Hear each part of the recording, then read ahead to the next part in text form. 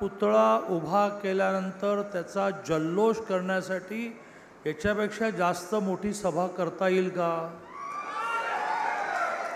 तर मला असं वाटतं की त्या सभेच्या तयारीला, ज्याला आपण सेलिब्रेशन म्हणतो, साजरं करण्यासाठीच्या सभेला तयारीला लागा. महाराष्ट्रामध्ये अहिल्यादेवी होळकरांचा पुतळा उभा करायला चालढकल केली जाते, याला कोणीही क्षमा करणार नाही. अहिल्यादेवी होळकरांच्या जन्मदिवसाला 300 वर्ष पूर्ण झाली. अहिल्यादेवींवर भाषण करायला मी उभा राहिलो नाही, परंतु अहिल्यादेवींवर मी 3 तास भाषण करू शकतो. तुम्ही प्रत्यक्ष त्या समाजामध्ये जन्माला आलेले सांगू शकणार नाही एवढा अहिल्यादेवींबद्दलचा अभिमान बाळगणारे अनेक प्रसंग मी सांगेन. मोहच झाला, एक प्रसंग सांगतो, अर्ध्या मिनिटात सांगतो. अहिल्यादेवींचे पती हे सरदार झाले. मल्हारराव जिवंत होते. अहिल्यादेवींच्या पतीने वर्षाला मिळणारा तनखा 2च महिन्यात संपवला आणि मग ते खजिनदाराकडे म्हणायला लागले, माझे पैसे संपले, मला तू पैसे दे.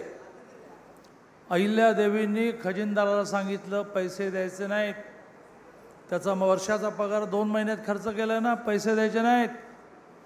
रागाने अहिल्यादेवीच्या पतीने हिशोबाच्या वया अहिल्यादेवींच्या हातून खेचून फेकून दिल्या. अहिल्यादेवीने नवऱ्याला 5 होनचा दंड केला. हिंमत आहे काय कोणाची? मग अहिल्यादेवीचे पती तिच्या सासूकडे, म्हणजे सरदार आपल्या आईकडे गेले. हे काय आहे, मी सरदार आहे, मला 5 होनचा दंड केला. अहिल्यादेवींच्या सासूने, म्हणजे अहिल्यादेवींच्या नवऱ्याच्या आईने सांगितले, मी यात काहीच करू शकत नाही. अहिल्यादेवीने केलं ते बरोबर केलं, दंड भरून मोकळा हो. तुझ्याकडे नसतील पैसे तर पैसे मी देते, पण दंड मात्र तुला भरावाच लागेल. असं एका अर्थाने निस्पृह राज्य ज्या अहिल्यादेवीने केलं, त्या अहिल्यादेवींचा पुतळा उभा करण्यासाठी संघर्ष करावा लागतो, मागणी मागावी लागते, याचना करावा लागतं. हे होणार नाही. ते 2 महिने म्हणालेत, म्हणजे 60 दिवस म्हणालेत. मला असं वाटतं की इतका वेळसुद्धा लागणार नाही. मी जवळ बोलवून मनोजला विचारलं की काय झालं आहे. मला समजलं काय झालं आहे. आणि त्यामुळे एका बाजूने अहिल्यादेवींचा पुतळा उभा केल्यानंतरच्या सभेच्या तयारीला सुरू करा, अशी तयारी सुरू करा, असं आवाहन करण्यासाठी मी उभा आहे. मनोज सरगरचा प्रवेश आज या ठिकाणी झाला. अनेकांच्या भुवया उंचवल्या की वर्षानुवर्ष काँग्रेसशी एकनिष्ठपणे काम करणारा हा आमचा सरदार, हा भारतीय जनता पार्टी ही जातीयवादी आहे, बुरसटलेली आहे, ही अंधश्रद्धावादी आहे, प्रतिगामी आहे, जेवढे म्हणून आरोप करायचे तेवढे भारतीय जनता पार्टीवर करतात. पण मनोज सरगर सारख्याला माहिती आहे ही पार्टी सर्वांची पार्टी आहे, सर्व जातींची आहे, सर्व धर्माची आहे. कधी इथे गडकरी अध्यक्ष होतात, तर कधी इथे पाटील अध्यक्ष होतात, तर कधी इथे बावनकुळे अध्यक्ष होतात. जातीच्या भाषेत बोलण्याचे संस्कार मला दिले नाहीत, पण समाजाला जात कळते म्हणून म्हटलं. 3 वेगवेगळ्या जातीची माणसं. ब्राह्मण समाज ह्या महाराष्ट्रामध्ये कमी संख्येचा आहे, म्हणून बुद्धिमान, कर्तृत्ववान गडकरींना किंवा देवेंजींना अध्यक्ष होऊ नका असं न म्हणता त्यांना अध्यक्ष होऊन डोक्यावर घेतलं पार्टीने. बावनकुळेंसारखा, ज्याचं वर्णन त्यांनी केलं की तिकीट नाकारल्यानंतरही एकही दिवस घरी न बसता पार्टीचं काम वाढण्यासाठी सतत भटकणारे. आणि खूप चांगला उल्लेख केला गोपीचंदने की ज्यांचं तिकीट कापलं त्यांना नंतर 288 जणांच्या तिकिटावर अध्यक्ष म्हणून सही करायला मिळाली. ही पार्टी आहे. आणि त्या पार्टीवर प्रतिगामी म्हणून तुम्ही टीका करता. आणि तुम्ही मनोज सरगरला अनेक जण भेटले असतील, अरे कुठे बाबा भटाबामणांच्या पार्टीत जातो आहे. मग तुम्ही कुठे बहुजन समाजाला मोठं केलं ना, भांडी घासायला लावलं, कपडे धुवायला लावलं, गाड्यांमागून जय जय जय म्हणून धावायला लावलं. तुम्ही काय केलं?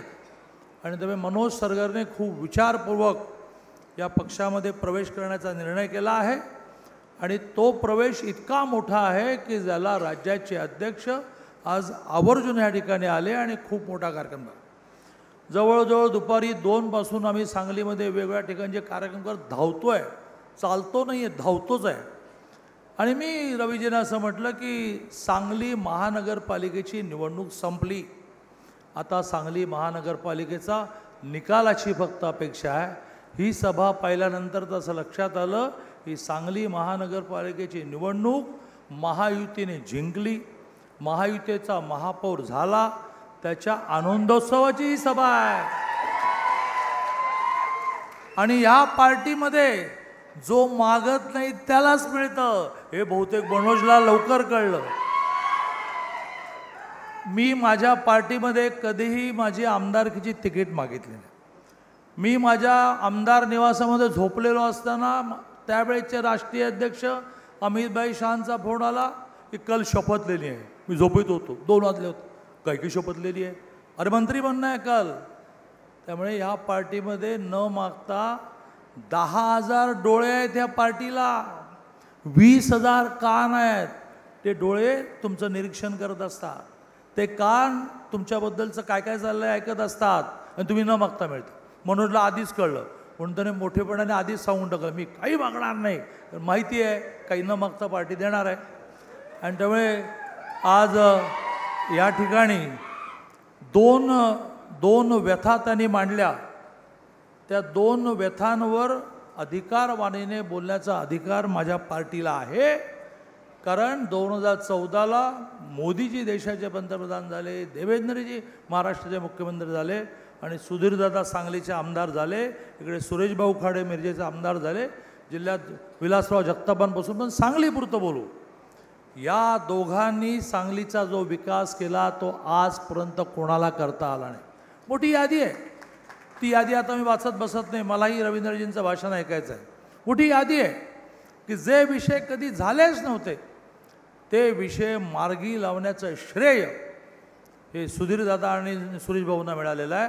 आणि त्यामुळे जे म्हणू ते करण्याचा आमचा इतिहास असल्यामुळे ज्या 2 गोष्टींची खंत मनोजने मांडली, त्यातल्या अहिल्यादेवींच्या पुतळ्याबद्दल मी बोललो, 60 दिवस मला खूप झाले. दुसरी त्यांनी खंत मांडली की संजय नगरचा विकास मला करायचा. अरे तो काय माझं घर 3 मजली कर म्हणून मागणी मागतोय का? उद्यापासून संजय नगरला लागणाऱ्या सगळ्या गोष्टींची यादी द्यायला सुरुवात करा. सरकारी पैसा तर वापरेनच, परंतु मी लोकांकडून समाजासाठी पैसे मागण्यामध्ये प्रसिद्ध आहे. 1 रुपया सरकारी खर्च करेन तर 2 रुपये समाजातून उभे करेन. आणि प्रामुख्याने महिलांचा विकास, प्रामुख्याने मुलींचा विकास, या मुलींसाठी महाराष्ट्र शासनाने 100% फी माफ केली. इंजिनिअरिंग तिला होऊ देत, मेडिकल होऊ देत, लॉ होऊ देत, 842 कोर्सेसना मुलींना 100% फी माफ केली. का माफ केली? तर महिला पुढे आली पाहिजे, मुलगी पुढे आली पाहिजे.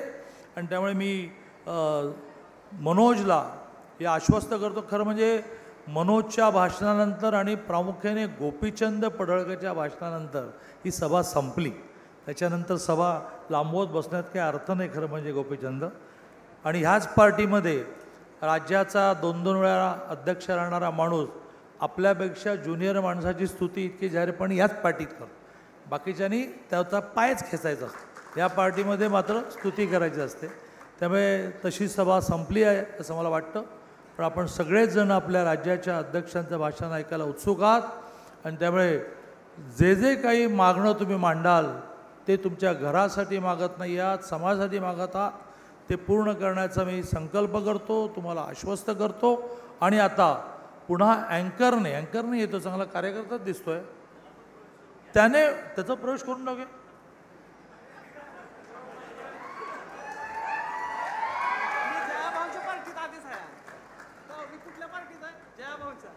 आणि त्यामुळे त्याने रवींद्रजींना बोलवण्यासाठी पुन्हा 2 मिनिटं वेळ न घालवता मीच राज्याचे अध्यक्ष माननीय रवींद्रजींना आग्रह करतो की त्यांनी आपल्या अतिशय प्रभावी भाषणाने या सभेला संबोधित